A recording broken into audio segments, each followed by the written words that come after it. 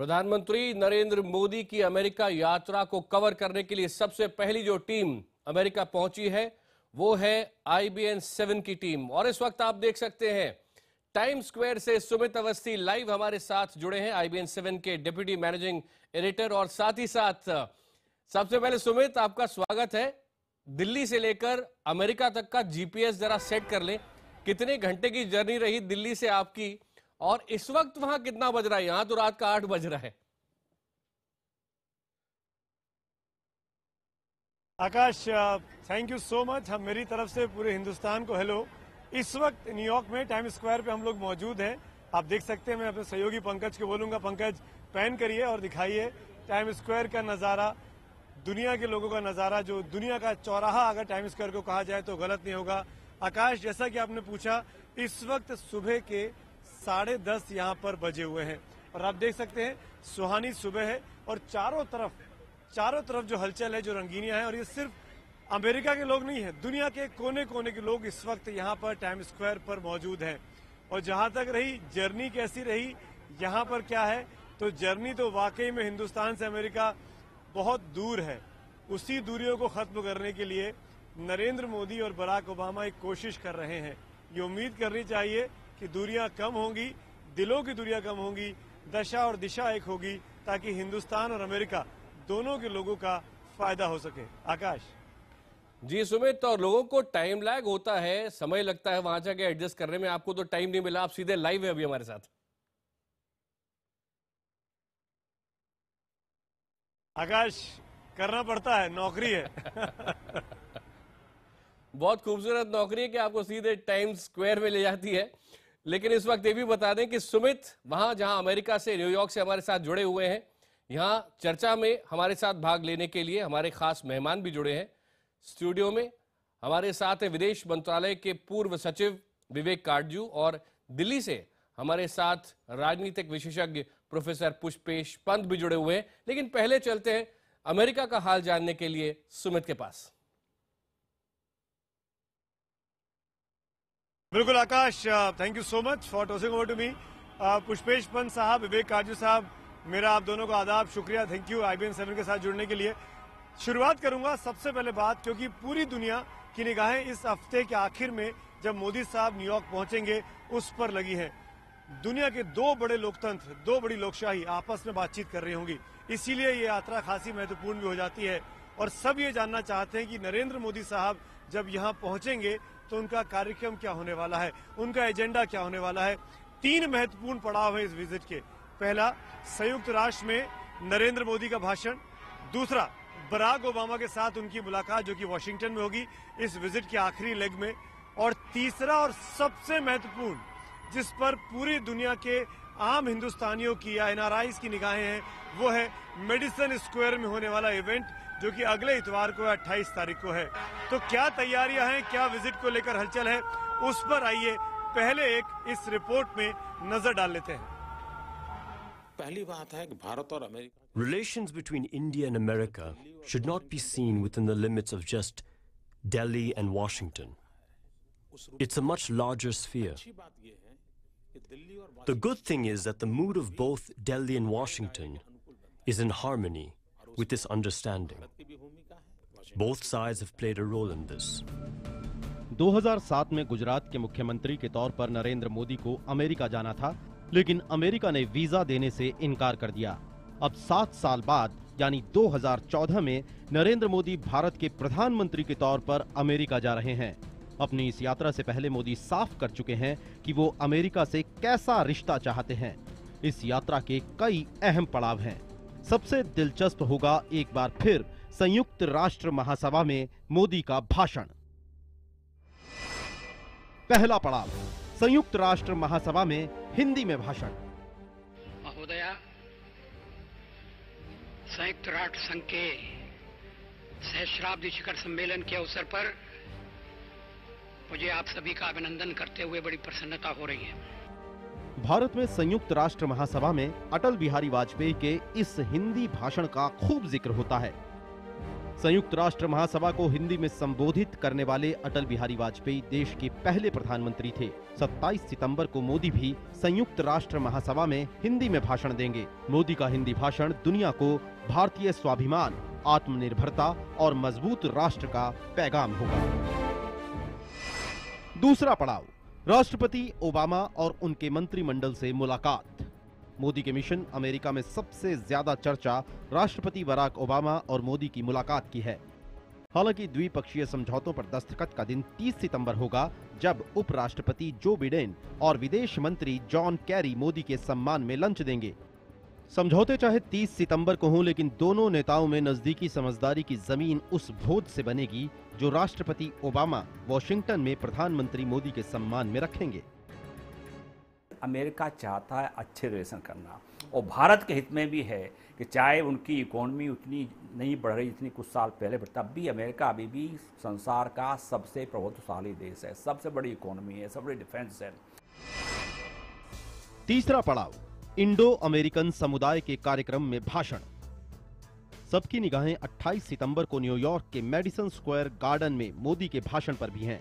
ये कार्यक्रम अमेरिका में रह रहे प्रवासी भारतीयों के संगठनों ने आयोजित किया है। प्रवासी भारतीय हमेशा से ही भारत अमेरिका के रिश्तों की अहम डोर रहे हैं। नरेंद्र मोदी ने अपने इंटरव्यू में इस समानता का जिक्र किया है। एक दुनिया का सबसे बड़ा लोकतंत्र है तो दूसरा दुनिया का सबसे पुराना लोकतंत्र है।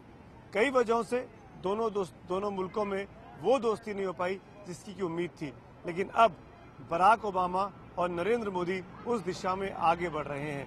उम्मीद करनी चाहिए कि ये दोस्ती आगे जाकर दोनों मुल्कों के लिए फायदेमंद साबित होने वाली है। कैमरामैन पंकज तोमर के साथ सुमित अवस्थी, न्यूयॉर्क, IBN 7। तो इस वक्त आप टाइम स्क्वायर से ये सीधी कवरेज IBN 7 पर देख पा रहे हैं। देश का पहला चैनल जो इस वक्त प्रधानमंत्री मोदी की अमेरिका यात्रा को लेकर सबसे पहले न्यूयॉर्क पहुंचा है। ऐसे तो प्रधानमंत्री को यहां पर 26 तारीख को आना है, पर ये अटकलें यहां पर हमको हाई कमीशन के हवाले से मिल रही है कि शायद वो 25 तारीख को भी पहुंच सकते हैं। आकाश मेरे साथ स्टूडियो से बने हुए हैं और साथ में हमारे पूर्व विदेश सचिव रहे विदेश मंत्रालय में विवेक काजू साहब भी हैं। काजू साहब, मैं यहाँ पर आपसे जानना चाहूंगा, बहुत ज्यादा एंटिसिपेशन है हिंदुस्तान में इस यात्रा को लेकर, लेकिन अमेरिका में इस वक्त में जब संयुक्त राष्ट्र का अधिवेशन होता है, तमाम मुल्कों के लोग, राष्ट्राध्यक्ष यहाँ पर आते हैं, लेकिन मोदी साहब का यहाँ आना और उसके बाद विश्व शांति को लेकर बातचीत करना, आप क्या एंटिसिपेट कर रहे हैं उनके संयुक्त राष्ट्र भाषण की अगर मैं बात करूं तो?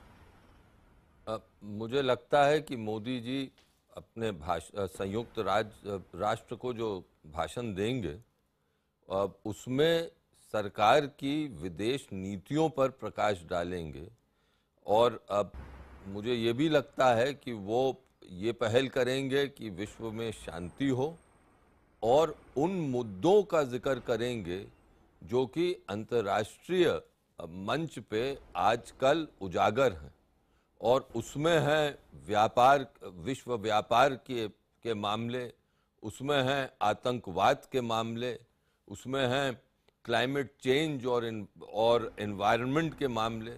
इन सब पर मोदी जी का जो रुख होगा, जो भारत का रुख होगा, जो मोदी सरकार का रुख होगा, उस पर पूरे संसार की निगाहें टिकी हैं, क्योंकि भारत एक बड़ा देश है।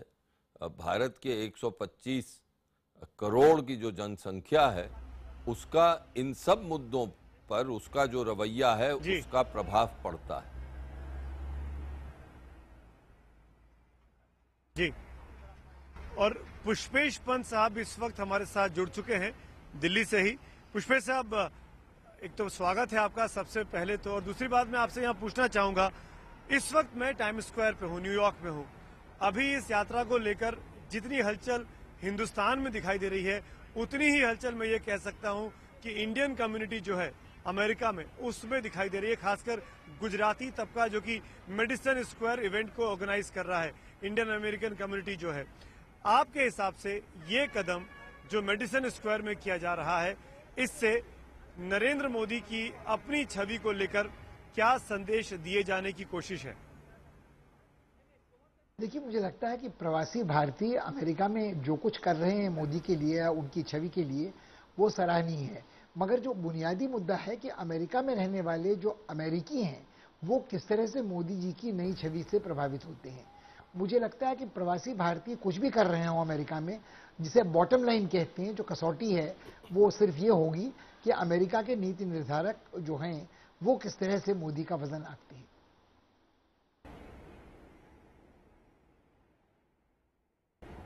बिल्कुल, और शायद यही बात है आकाश, मैं ये आपको बताना चाहूंगा, यहाँ पर जो लोग हैं जिनसे मेरी बात हुई एडमिनिस्ट्रेशन में, यूएस एडमिनिस्ट्रेशन में, उनका ये कहना है कि जब कैंपेन चल रहा था इलेक्शन का और जब नरेंद्र मोदी साहब की जीत के बारे में कोई भी अंदाजा नहीं लगा सकता था, उस वक्त ही बराक ओबामा ने मन बना लिया था कि अगर नरेंद्र मोदी देश के प्रधानमंत्री बनते हैं तो जाहिर तौर पर उनसे बातचीत का रास्ता खोला जाएगा, जो अब हमको यूएस एडमिनिस्ट्रेशन के लोग इशारा कर रहे हैं, बता रहे हैं। उन्होंने इस तरह की बातें अपने खास लोगों के साथ बराक ओबामा ने की थी। लेकिन एक चीज मैं जानना चाहूंगा पुष्पेश पंत साहब आपसे ही, यहाँ पर बराक ओबामा जिनकी सरकार अपने आखिरी फेज की ओर आगे बढ़ रही है, उनका 1.5-2 साल का कार्यकाल बचा है, वहां हिंदुस्तान में नई सरकार आई है, नरेंद्र मोदी मेजॉरिटी के साथ आए हैं। क्या बराक ओबामा और नरेंद्र मोदी की ये दोस्ती इस मुकाम पर सक्सेसफुल साबित हो सकती है? देखिए, मुझे लगता है कि भारत और अमेरिका के जो रिश्ते हैं वो दो व्यक्तियों की दोस्ती पर निर्भर नहीं करते हैं। मुझे लगता है यदि ऐसा होता तो मनमोहन सिंह जितनी जप्पियां पप्पियां लेते थे जॉर्ज बुश की, उसके बाद भारत और अमेरिका के रिश्ते हमेशा हमेशा के लिए सुधरे और मधुर हो जाने चाहिए थे। मुझे लगता है कि देखिए, दो देशों के रिश्ते मजबूत तब होते हैं जब दोनों के राष्ट्र हितों का संयोग होता है। ओबामा, ठीक है, ओबामा की केमिस्ट्री मोदी से कुछ बेहतर मिलती है। मोदी ने अपने चुनाव अभियान में उन्हीं के नारे को I can, yes we can का इस्तेमाल बार बार किया था। मगर मुझे लगता है कि कुल मिलाकर मोदी ने अपने भाषण में, अपने साक्षात्कार में फरीद जकरिया के संग CNN वाले जो बात कही थी, वो ध्यान में देने लायक और रेखांकित करके दोहराने लायक है कि आज 21वीं सदी में भारत और अमेरिका के बीच उस तरह की कोई बेरुखी या मनोमालिन्य या मनमुटाव नहीं है जैसा 20वीं सदी के अधिकांश हिस्से में रहा था। खासकर भारत की आज़ादी के बाद जब नेहरू ने गुटनिरपेक्षता की नीति अपनाई तो डैलस ने साफ कहा जो हमारे साथ नहीं वो हमारे विरुद्ध है। वियतनाम युद्ध के दौरान तक ये विरोध एक दूसरे का परस्पर चलता रहा। 1971 में जब बांग्लादेश का मुक्ति अभियान हुआ और भारत ने एक मैत्री की संधि गुटनिरपेक्षता को तजते हुए सोवियत संघ से की, तो मुझे लगता है अमेरिका का खफा होना बहुत स्वाभाविक था। मगर मुझे लगता है कुल मिलाकर आज वो स्थितियां नहीं हैं। आज स्थितियां सहकार की हैं, आज स्थितियां एक विचारधारा के टकराव की नहीं है। सुमित, एक चीज आपसे भी पूछना चाहूंगा, क्योंकि आप अमेरिका में हैं। जब आप यहाँ थे तो आप भी हमारी तरह देख रहे होंगे, लेकिन अमेरिका जाकर कुछ ये आभास लग पाया कि क्या कंप्लीटली मिसरीड कर गए सिचुएशन को अमेरिका में बराक ओबामा के एडमिनिस्ट्रेशन के लोग, जब वो प्रधानमंत्री बनने से पहले मोदी को लगातार उनका विरोध करते रहे, वीजा नहीं दिया और आखिरकार फिर एक सडन चेंज किया?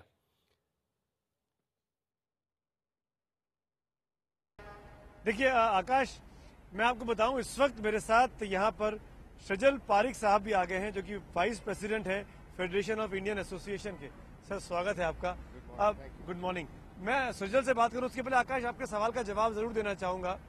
देखिए, नरेंद्र मोदी साहब का जो इतिहास हुआ, जिस वजह से उस वक्त में वीजा नहीं मिला, उस वक्त बुश एडमिनिस्ट्रेशन था, वो वजह कुछ और थी। लेकिन अब जो एडमिनिस्ट्रेशन है, जो इस वक्त पावरफुल है बराक ओबामा साहब का, वो ये इशारा करता है कि उस वक्त जरूर कुछ मिसअंडरस्टैंडिंग हुई थी, वरना दो ऐसी लोकशाही जो सबसे पुरानी और सबसे बड़ी लोकशाही है, उनके बीच बातचीत का रास्ता बंद हो, ये मुनासिब नहीं था। और जबकि मोदी साहब को इतनी बड़ी मेजॉरिटी हिंदुस्तान में मिली है, भारत की जनता ने उनको पसंद कर लिया है, तो शायद ये सवाल अब रह ही नहीं जाता है, क्योंकि हम दोनों को एक दूसरे की दोस्ती की इस वक्त बेहद सख्त आवश्यकता है। जब मैं हम दोनों की बात कर रहा हूं तो ये ओबामा और मोदी के अलावा दोनों मुल्कों की दोस्ती की बात भी हो रही है। सुजल साहब, मैं आपसे जानना चाहूंगा, इतना बड़ा इवेंट यहाँ किया जा रहा है, खासकर इंडियन कम्युनिटी जो मेडिसन स्क्वायर में इवेंट करने वाली है, 3 महत्वपूर्ण चीजें हैं, UNGA में भाषण, बराक ओबामा के साथ मुलाकात और तीसरा मेडिसन स्क्वायर।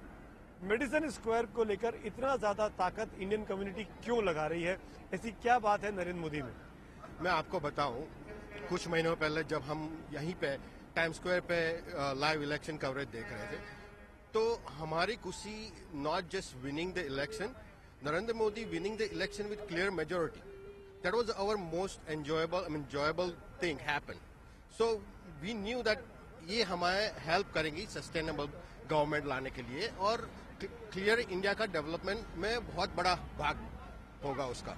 सो हमारे लिए ऑल एनआरआई और साउथ इंडियन डायस्पोरा के लिए खुशी की बात ये है कि क्लियर मेजोरिटी है गवर्नमेंट में और हमारे लिए वही बात बहुत इंपॉर्टेंट है. अब बात रही मोदी की मेडिसिन स्क्वायर गार्डन में, आपको बताऊं मैं रिसेप्शन कमेटी में हूं एंड हमारी तैयारियां इतनी जोर शोर से चल रही है. इसका means they are so pumped up Indian community. We are completely sold out. It's a free event but we have so much response. हम अब ये सोच रहे हैं कि कहाँ पे और लोगों को सेटिस्फाई करिए कि ये इवेंट के लिए एंजॉय कर सकें. मैंने सुना है कि टाइम स्क्वायर की किसी एक स्क्रीन पर मोदी साहब दिखाए जाने वाले हैं. क्या आप बता सकते हैं वो कौन सी स्क्रीन है, कहाँ हम लोग खड़े होकर देख सकते हैं? हाँ, ये between 43rd and 43rd street पे 3 बड़े स्क्रीन है उस तरफ and we will be showing live coverage from 11:30. So 11:30 we have whole culture shows. Kavita Krishnamurthy will be singing. There are a lot of other good performers will be perform at the Madison Square Garden. And Modi ji around 12 or 12:30 के बीच में they will address the audience of Indian community. I think Indian community are so happy to see him and addressing him, not just because he's being elected widely, but we see him as a powerful candidate and powerful leader of the world. एक चीज और बताइए आखिर में छोटे में पूछना चाहूंगा, आप रहिएगा हमारे साथ भी. क्या इंडियन कम्युनिटी सिर्फ गुजराती कम्युनिटी में एंथुसियाज्म है नरेंद्र मोदी की इस यूएस विजिट को लेकर, या इन जनरल जो इंडियंस हैं वो भी काफी ज्यादा खुश है? मैं आपको बताऊं कि हमारी पूरी टीम जो है very diverse team. They are all over from India and south, east, west, north. And आपको बताऊं the way they are working day and night to put this event together. It's not a Gujarati event. It's event for India, you know, and we are all united here. And there is no diversity, you know, all diverse community. And we feel that this is the best way to get together and showcase what India all about. बिल्कुल. अब जो बातें सजल यहाँ पे कह रहे हैं वो भारतीय जनता के लिए जानना भी जरूरी है कि आखिर मेडिसन स्क्वायर एरिना है क्या. मैं आपको बता दूं इस पैकेज को दिखाने के पहले ये एक ऐसी जगह है जहाँ पे रिपब्लिकन्स और डेमोक्रेट्स के कन्वेंशंस होते रहे हैं, लेकिन किसी भारतीय नेता के या किसी और मुल्क के नेता के राष्ट्राध्यक्ष के यहाँ आकर भाषण देने का ये पहला मामला सामने आया है. क्या तैयारियां हैं, मेडिसन स्क्वायर है क्या, आइए उस पर एक नजर डालते हैं इस पैकेज में.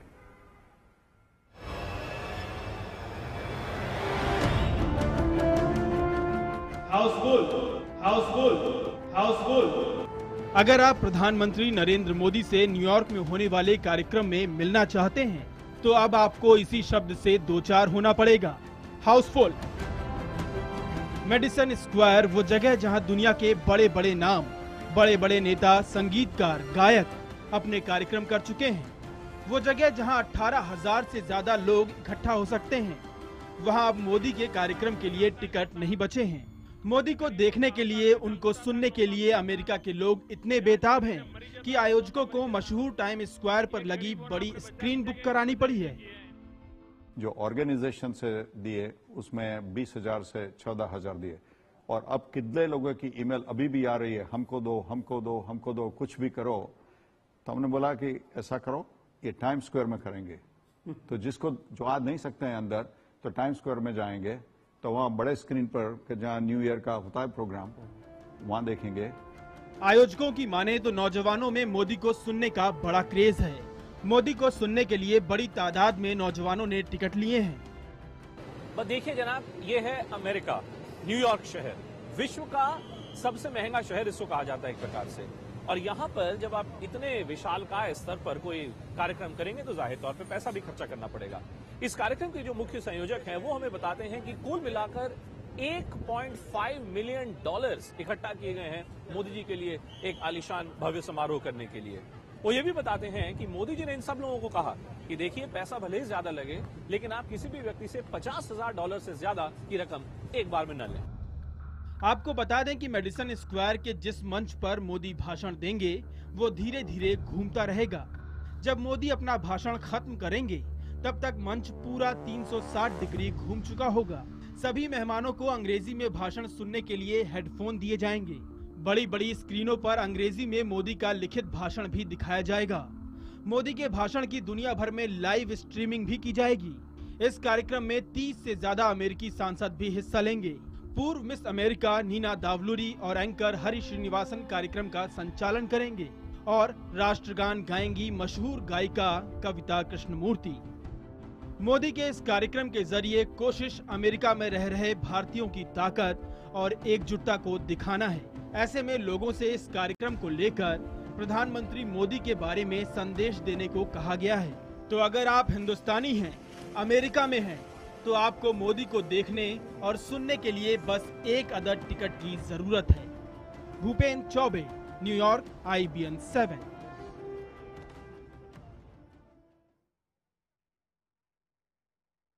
तो देखा आपने किस तरीके से मेडिसन स्क्वायर के इवेंट को लेकर इतनी बड़ी तैयारियां की जा रही हैं।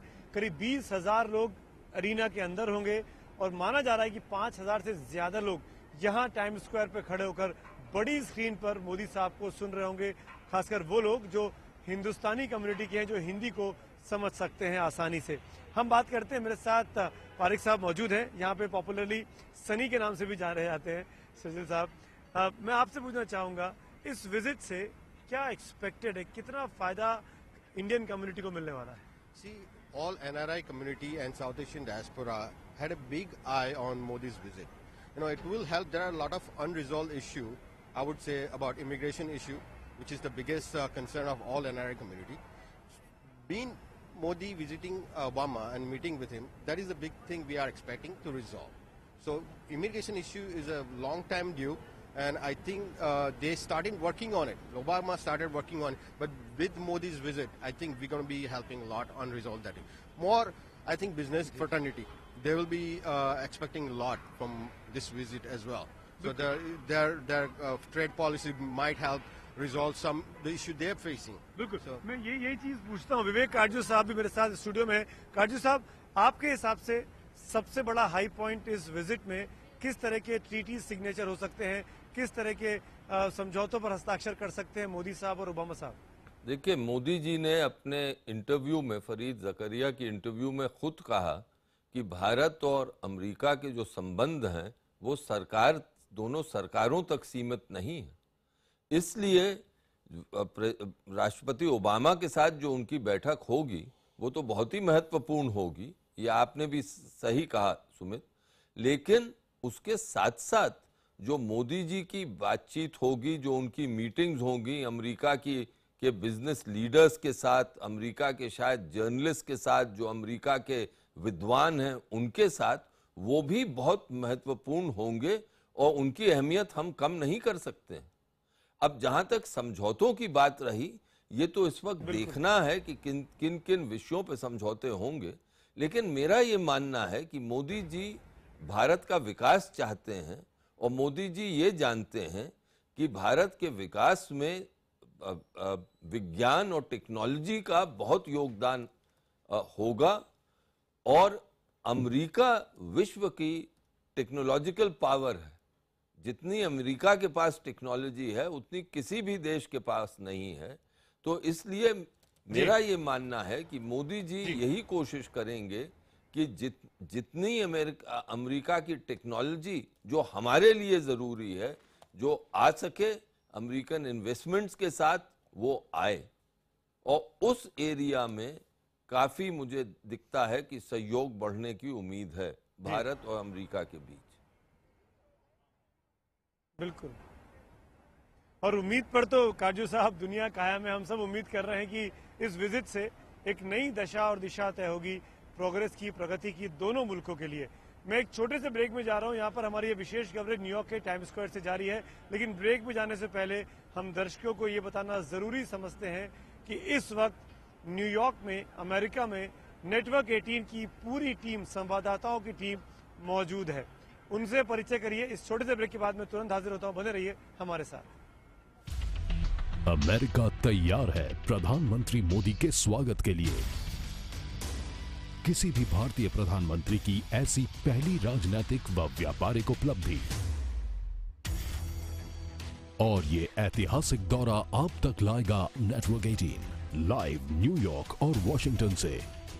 I'll be joining you live from the UN headquarters, from the White House and many American cities as we try to get you the big picture as well as the micro details of the big Narendra Modi visit. Catch me in conversation with investors to find out if India is the hottest investment destination. Watch a special town hall from Washington as we bring together the diaspora on their expectations of this big visit. मैं लाऊंगा आपके लिए पल पल की खबर और बताऊंगा कि इस दौरे का क्या असर पड़ेगा आप पर और इंडिया पर। और मैं आपको बताऊंगा कि आखिरकार क्यों अमेरिका भारत के बारे में अपनी सोच बदल रहा है। देखिए मोदी का नेशन अमेरिका शुरू हो रहा है 21 सितंबर से IBN 7 पर।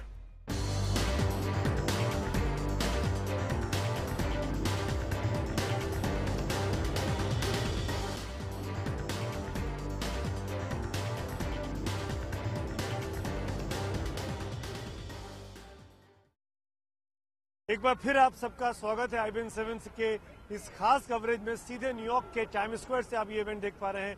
टाइम स्क्वायर वो जगह है जिसको अगर दुनिया का चौराहा कहा जाए तो गलत नहीं होगा। दुनिया की तमाम बड़ी बड़ी कंपनियों के दफ्तर यहाँ पर हैं, बहुत बड़े बड़े रेस्टोरेंट्स यहाँ पर हैं। तमाम टूरिस्ट जब भी न्यूयॉर्क आते हैं या US आते हैं तो टाइम स्क्वायर आकर फोटो खिंचवाने की उनकी मंशा जरूर होती है।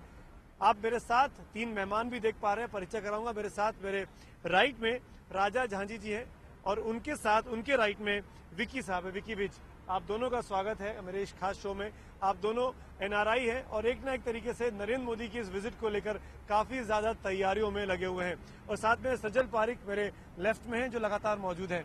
इन तीनों के साथ मैं बातचीत करूं कि ये लोग क्या सोचते हैं इस विजिट को लेकर, खासकर मोदी और ओबामा साहब की मुलाकात को लेकर इंडियन कम्युनिटी क्या सोचती है। उससे पहले इसी कम्युनिटी के एक और नुमाइंदे हैं डॉक्टर भरत बरई, उनके बारे में भी आपको जानना बहुत जरूरी है। डॉक्टर बरई नरेंद्र मोदी के बचपन के दोस्त हैं। नरेंद्र मोदी और बरई साहब के बीच कहा जाता है कि 35 से 40 साल पुरानी दोस्ती है। बरई साहब उन खास शख्सियतों में से हैं जिन्होंने मेडिसन स्क्वायर इवेंट को पूरा प्लान किया है और उसको एग्जीक्यूट करने वाले हैं। इस बीच जब मोदी साहब को वीजा नहीं था और वो अमेरिका नहीं आ पाते थे तो बीते 10 सालों में भी उन्होंने कई सारी टेली कॉन्फ्रेंसिंग के जरिए मोदी साहब के स्पीचेस अमेरिका के अलग अलग शहरों में टेलीकास्ट करवाए हैं। तो पहले देखिए डॉक्टर बरई के बारे में कि वो कौन है जो इस इवेंट को सक्सेसफुल बनाने में सबसे ज्यादा मेहनत कर रहा है।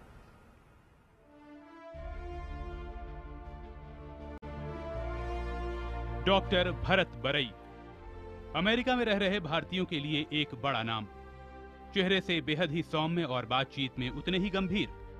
यकीन करना मुश्किल होता है कि कैंसर स्पेशलिस्ट होते हुए भी वो प्रधानमंत्री नरेंद्र मोदी के कार्यक्रम की बागडोर संभाले हुए हैं। लेकिन अमेरिका में उनकी लोकप्रियता, वहां रह रहे भारतीयों में उनके लिए इज्जत और ओबामा सरकार से उनकी नजदीकी ने डॉक्टर भरत को बेहद अहम बना दिया है। प्रधानमंत्री नरेंद्र मोदी के तो वो इतना करीब हैं कि 26 मई को हुए मोदी के शपथ ग्रहण समारोह में उन्हें बड़े बड़े नेताओं और जजों से आगे जगह दी गई थी। मोदी से उनकी दोस्ती 21 साल से ज्यादा पुरानी है।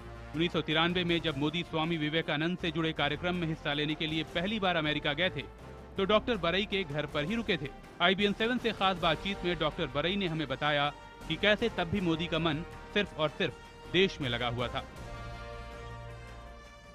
सबको ऐसी भावना है, सबको ऐसी आशा है कि श्री नरेंद्र मोदी बहुत ऑनेस्ट है, देश के लिए काम करते हैं, देश की प्रजा के लिए काम करते हैं और सबको उम्मीद है कि उनके प्रधानमंत्री होने से भारत का भविष्य बदलेगा, भारत के लोगों को ज्यादा तक मिलेगी। डॉक्टर भरत बरई बीजेपी से जुड़े नेताओं के बीच भी जाना पहचाना नाम है। अपने अमेरिका दौरे में बीजेपी नेता अक्सर डॉक्टर बरई के घर पर ही रुकते हैं। पिछले 30 साल से अमेरिका में रह रहे डॉक्टर बरई वहां के भारतीय संगठनों और लोगों में तालमेल बिठाने और उनके कार्यक्रम कराने में आगे आगे रहते हैं। अमेरिका में रह रहे भारतीयों में लोकप्रियता के चलते वो इस वक्त राष्ट्रपति बराक ओबामा के भी नजदीकियों में गिने जाते हैं।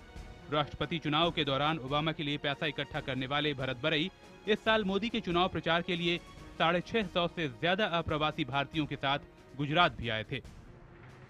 जब 1993 में आए थे, हम उससे बात कर रहे हैं, तब भी ये देश की चर्चा कर रहे थे और तब पार्टी के वर्कर थे। फिर भी देश को क्यों होना चाहिए, क्या होना चाहिए, कैसे होना चाहिए, उनकी विचारधारा तब भी उनकी थी। डॉक्टर भरत बरई बड़ौदा मेडिकल कॉलेज से MBBS पास करने के बाद आगे की पढ़ाई के लिए अमेरिका चले गए थे और तब से वहीं हैं। अमेरिका में कई अवार्ड पा चुके डॉक्टर भरत बरई अब खुद अपने प्रिय प्रधानमंत्री का सम्मान करने का इंतजार कर रहे हैं। Sumit Awasthi, New York, IBN 7। तो देखा आपने डॉक्टर बरई के बारे में। डॉक्टर बरई से हमने मुलाकात की थी बीती शाम को, और जो लगातार शिकागो को छोड़कर, अपने डेस्टिनेशन को छोड़कर न्यूयॉर्क में बने हुए हैं इस कार्यक्रम की सफलता को लेकर। खैर, डॉक्टर बरई के बारे में बात हो गई, लेकिन यहाँ जो दो लोग खास मौजूद हैं उनके बारे में भी आपको बताना बहुत जरूरी है, क्योंकि ये भारतीय कम्युनिटी को रिप्रेजेंट कर रहे हैं। विकी, मैं पहले आपसे पूछना चाहूंगा, मोदी साहब की इस विजिट से आपको एज ए इंडियन क्या एक्सपेक्टेशंस है? Sir, full of expectations. Reason क्या है? First of all, I have been watching his speeches very closely, and what I have gathered is that promises by China, Japan or America of the funding, which is like unbelievable, which has never happened ever. ये पहली visit में ही इतने लोगों ने अपना pledge कर दिया है कि we going to invest so much money in there, and Mr. Modi rightly said कि doors are open for everybody. And we have to work together, hand in hand, like you need us and we need you. That's the way it should be. क्या आप ये बताइए राजा, क्या जो पुराना administration था जो चला गया इंडिया में, क्या वो ये सब काम नहीं कर पा रहा था जो इतनी ज्यादा उम्मीदें हैं नरेंद्र मोदी से? Actually, Modi has opened the doors for the entire world to come and invest in India. And he told in his speech, now there is no red tape, there's a red carpet. So it's a big statement. He says, you come and invest here, we'll welcome you with open arms. So I think India will prosper the next 10 years with Modi. Modi will take India to new heights. I can foresee it. बिल्कुल नई उम्मीदें हैं नरेंद्र मोदी के साथ। सज्जन साहब, मैं आपसे जानना चाहूंगा, नरेंद्र मोदी हिंदुस्तान के सबसे वेल प्रोटेक्टेड आदमियों में से एक हैं, क्योंकि प्राइम मिनिस्टर है, काफी ज्यादा उनका थ्रेट परसेप्शन भी है। जब वो अमेरिका में आएंगे, क्योंकि आप रिसेप्शन कमेटी में हैं यहाँ पर, इसलिए मैं आपसे पूछ रहा हूँ, कुछ खास इंतजाम है उनकी सिक्योरिटी को लेकर? मैं आपको बताऊँ, बहुत ही बढ़िया इंतजाम है।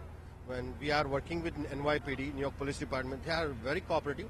Secret Service, they are taking care of each and every steps of Modi ji and where to bring him to the events and how to bring him to event. They have very small detail they are working with. तो मैं बहुत ही खुश हूँ, क्योंकि मैं directly काम कर रहा हूँ न्यूयॉर्क पुलिस डिपार्टमेंट के साथ। And I'm meeting every single day, basically.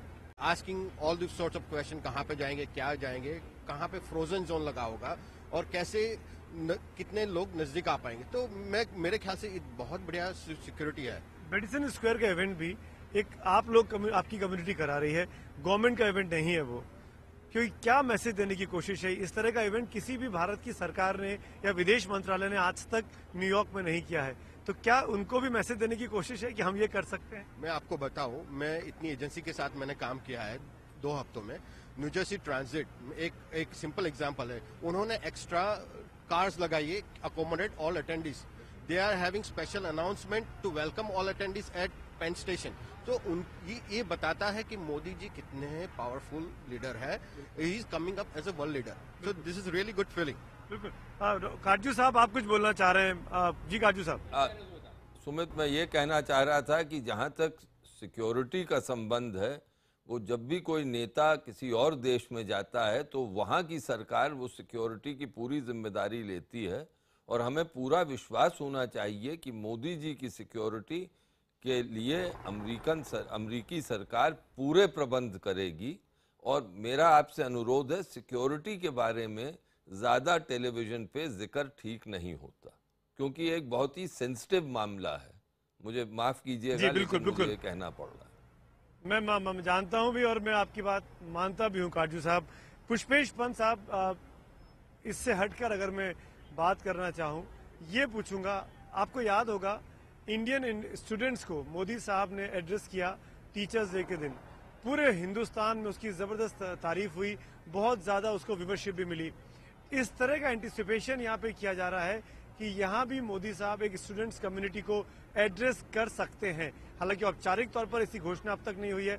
आपको लगता है कि ये जो उनका यंग लीडरशिप के साथ या सेकंड जनरेशन के साथ जो कनेक्ट करने का तरीका है, क्या ये उनको और मजबूत बनाता है? ये किस चीज की ओर इशारा करता है? देखिए, मुझे लगता है कि मोदी साहब का जो फिनोमिनन है वो ये दर्शाता है कि जब कोई व्यक्ति मशहूर हस्ती होता है और उसका करिश्मा प्रकट होने लगता है तो उसकी तार्किक विश्लेषण की जरूरत नहीं होती है। मोदी साहब इस समय लोकप्रिय नेता हैं, समर्थ नेता हैं और भारत के एक ऐसे प्रधानमंत्री हैं जो कुछ करने में सक्षम नजर आ रहा है। मुझे लगता है कि ये बहुत बरसों बाद, दशकों बाद ये देखने को मिल रहा है।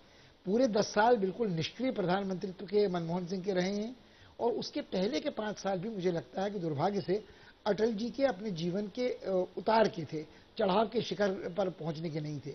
तो मुझे लगता है कि कुल मिलाकर जो हम देख रहे हैं, हम इस बिल्कुल इन्होंने अपने उस साक्षात्कार में फरीद ज़करिया से ठीक कहा था, हम एक नए युग की शुरुआत भारत अमेरिका के साथ संबंधों में देख रहे हैं और उसमें मोदी साहब पर ही केंद्रित रहें। ये जाहिर है कि मौके की मजबूरी भी आप इसे कह सकते हैं, मगर मुझे लगता है कि जो कुछ हो रहा है वो ऐसा नहीं है जिसे अनहोना या अप्रत्याशित कहा जाए। कि मोदी साहब निश्चित रूप से एक ऐसे प्रधानमंत्री हैं जिनको लेकर इस देश में उम्मीदें हैं और जो कुछ आपने जो सवाल पूछा उसका उत्तर 2 शब्दों में ये है कि अमेरिका में पढ़ रहे छात्रों पर क्या प्रभाव इसका पड़ेगा मैं नहीं जानता, मगर अमेरिका में जिस तरह से उनका स्वागत हो रहा है, जो उत्साह और ऊर्जा है, उसका क्या प्रभाव स्वदेश में पड़ेगा नौजवान पीढ़ी में, उसमें 2 राय नहीं हो सकती। सुमित, एक सवाल यहाँ पर काटजू जी से भी इस तरह से बनता है, बिल्कुल बिल्कुल, कि न केवल यूनाइटेड नेशंस में जो प्रधानमंत्री बोलेंगे वो महत्वपूर्ण है, साथ में जो बायलैटरल्स हैं उनका एक इनसाइडर व्यू भी हम काटजू साहब से ले सकते हैं, क्योंकि ये बहुत समय तक यूनाइटेड नेशंस में वो काम कर चुके हैं। तो ये इन इस तरह की बायलैटरल मीटिंग्स का क्या महत्व होता है विवेक काटजू जी? देखिए, अब जब प्रधानमंत्री वहाँ जाते हैं तो न्यूयॉर्क में तो जो यूनाइटेड नेशन से संबंधित कार्यक्रम रहते हैं उसमें बायलैटरल मीटिंग्स अपनी बहुत अहमियत रखती हैं, क्योंकि उनको मौका मिलता है विश्व के और नेताओं से मिलने का।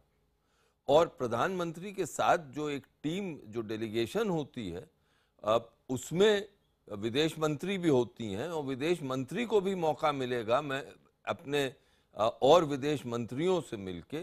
तो इस तरह जो नई सरकार आई है, मोदी जी की सरकार, वो अपने संपर्क विश्व के बहुत बड़े विश्व के देशों के साथ बना पाएगी, जिन देशों के लीडरों के साथ अभी तक मुलाकात नहीं हुई।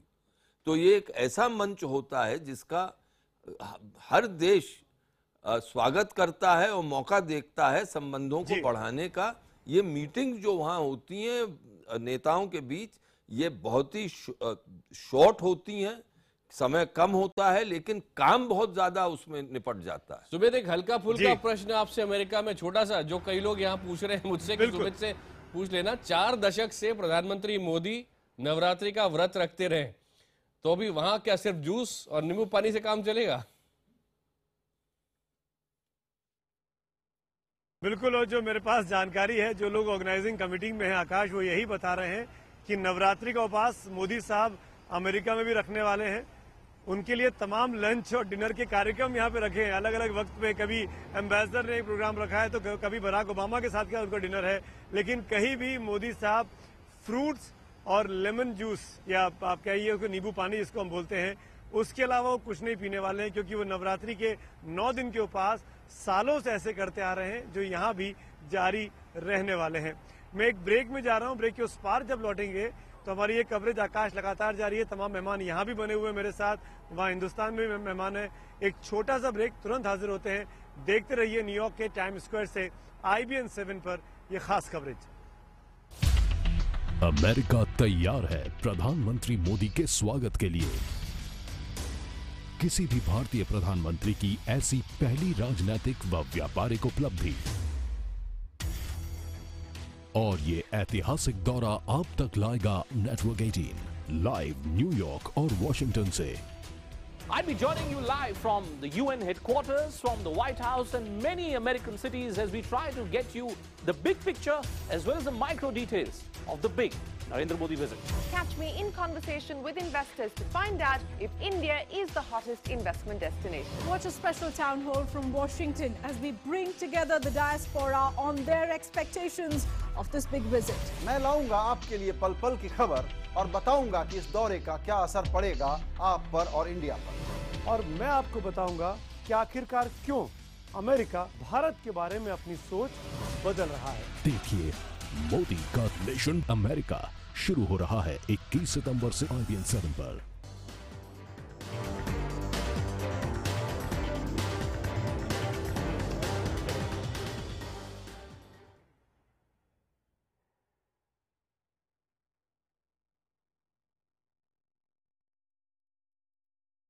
एक बार फिर आप सबका स्वागत है सीधे कवरेज में टाइम स्क्वायर से। आप देख पा रहे हैं हमारी यह खास कवरेज न्यूयॉर्क से।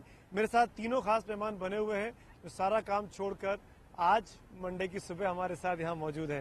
पहला सवाल मैं आप ही से पूछूंगा, सरयू आपसे।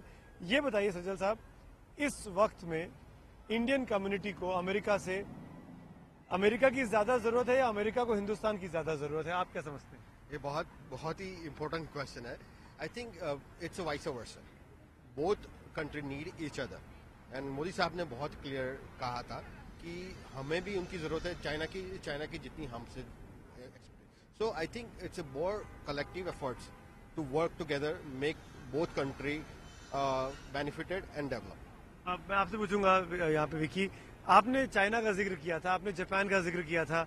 ये पहला ऐसा प्राइम मिनिस्टर देखने को मिल रहा है जो अपने शुरू के 4 महीने के वक्त में ही दुनिया के लगभग हर बड़े नेता से मिल चुका है, अलग अलग फोरम पर जाकर, हर जगह जाकर हिंदुस्तान के लिए इन्वेस्टमेंट लाने की बात कर रहा है। आपको लगता है कि ये जो मोदी की एग्रेसिव फॉरेन पॉलिसी है इन्वेस्टमेंट के मद्देनजर, ये भारत के लिए बहुत फायदेमंद है? 100% for the entire world, because harmony and relationship will go a long way. It's not only business, it's like a whole experience.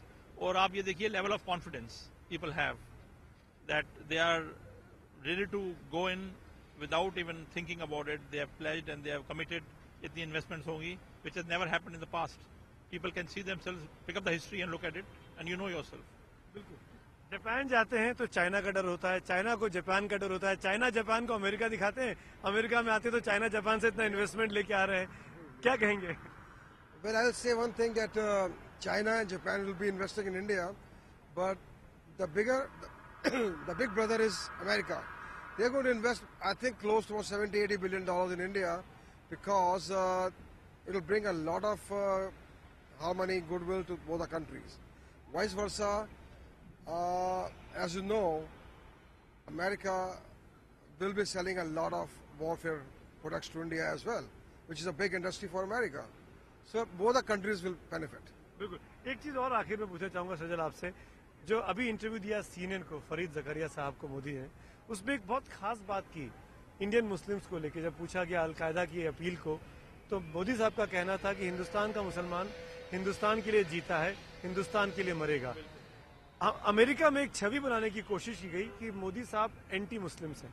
आपको लगता है कि ये जो उनका स्टेटमेंट है, ये कम्युनिटी में भी इंक्लूसिवनेस की बात करेगा, उस कम्युनिटी में कॉन्फिडेंस लेकर आएगा जो खासकर हिंदुस्तान के बाहर रह रही है? बहुत बड़ा इसका इफेक्ट है। मैं आपको बताऊं, we talking to lot of community events and सबकी इन्वॉल्वमेंट रहती है, मुसलमान इंडिया के, पाकिस्तान के, and everybody has a very positive attitude towards Narendra Modi being the president of India, prime minister of India. So ये बहुत बड़ी बात मोदी जी ने कही जकरिया की इंटरव्यू में, and it will make big impact. आपको भी लगता है कि इससे मुस्लिम्स में, माइनॉरिटीज में काफी ज्यादा कॉन्फिडेंस बिल्ड होगा? Modi 100%। End of the day, we all human beings. Nobody wants fight and disturbance. Everybody wants harmony. Family वाले लोग हैं सारे, they don't want any वो। तो इसलिए I think it will work perfect. और आतंकवाद से तो हिंदुस्तान भी परेशान है, अमेरिका भी परेशान है, WTC देखा यहाँ पर। Definitely, because they both have to fight for the terrorism, because it's spreading all over the world. I think India is a strong partner to curb terrorism in the Middle East. बिल्कुल। आकाश, तो आप सुन रहे हैं यहाँ पे जो Indian community है, मोटे तौर पर उसका यही कहना है कि इन्वेस्टमेंट, बिजनेस और हार्मनी, ये सबसे बड़ा हाई पॉइंट होने वाला है। जी सुमित, आप हमारे साथ बने रहिएगा, लेकिन पुष्पेश पंत जी, अभी भी आतंकवाद की बात हो रही थी और मैं ये देख रहा हूं आपसे थोड़ी देर पहले अमेरिका के विदेश मंत्री जॉन केरी ने MSNBC को एक इंटरव्यू दिया है और उसमें बाकायदा सवाल जो उठा है वो यही कि ISIS और अल कायदा के साथ जो दुनिया भर में मुकाबला हो रहा है और वो अमेरिका की मुखालफत जिस तरह से कर रहे हैं, उसमें अमेरिका के साथ कौन खड़ा है। तो टेरर को लेकर भी एक महत्वपूर्ण बातचीत होनी है प्रधानमंत्री मोदी और अमेरिका के राष्ट्रपति बराक ओबामा के बीच। मुझे लगता है आकाश, इसमें दो बातें समझने की जरूरत है कि जो चुनौती अमेरिका के सामने आतंकवाद, कट्टरपंथी इस्लाम की है, वो भारत के सामने एक सीमा तक है, पर दूसरी तरह की है। वो जो बुनियादी टकराव दो सभ्यताओं का है, जो क्लैश ऑफ सिविलाइजेशन जिसे हंटिंगटन ने नाम दिया था, कहीं ना कहीं वो हजारों साल पुराने धर्म युद्ध क्रूसेड की तरह हमें ले जाता है, जो ईसाइयत की लड़ाई इस्लाम के साथ है। मुझे लगता है जो गोरे अमेरिकनों के साथ कैपिटलिज्म के साथ लड़ाई लड़ रहे हैं अरब लोग, जो उन्हीं के बगल बच्चे कभी रहे हुए हैं तेल निर्यात के कारण, सऊदी अरब हो या कोई और, मुझे लगता है वो स्थिति भारत की नहीं है। और भारत को पहले ये मुगालता था इस सदी की शुरुआत में कि शायद अमेरिका पाकिस्तान पर अंकुश लगाने में समर्थ होगा, मगर ओसामा बिन लादेन के सफाए के बाद अमेरिका ने कोई दिलचस्पी भारत जो इस आतंकवाद का शिकार हो रहा है उस पर अंकुश लगाने की नहीं की है। अमेरिका का सामरिक मोर्चा अफपाक हो और हमारा जो अफपाक मोर्चा है वो फर्क है।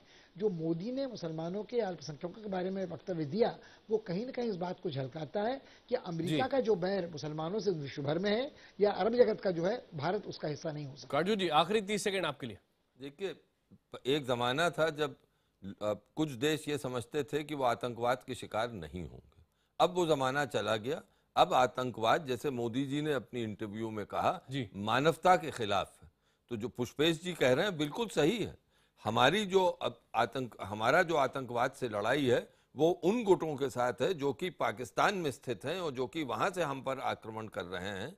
अमेरिका की जो आतंकवाद से लड़ाई है वो और गुटों के साथ है, लेकिन इन सब गुटों में कुछ न कुछ समानताएं हैं और बहुत सहयोग है। बिल्कुल, आप दोनों का बहुत बहुत धन्यवाद। अमेरिका और दिल्ली से एक साथ आप प्रश्नकाल का ये खास एपिसोड देख रहे थे।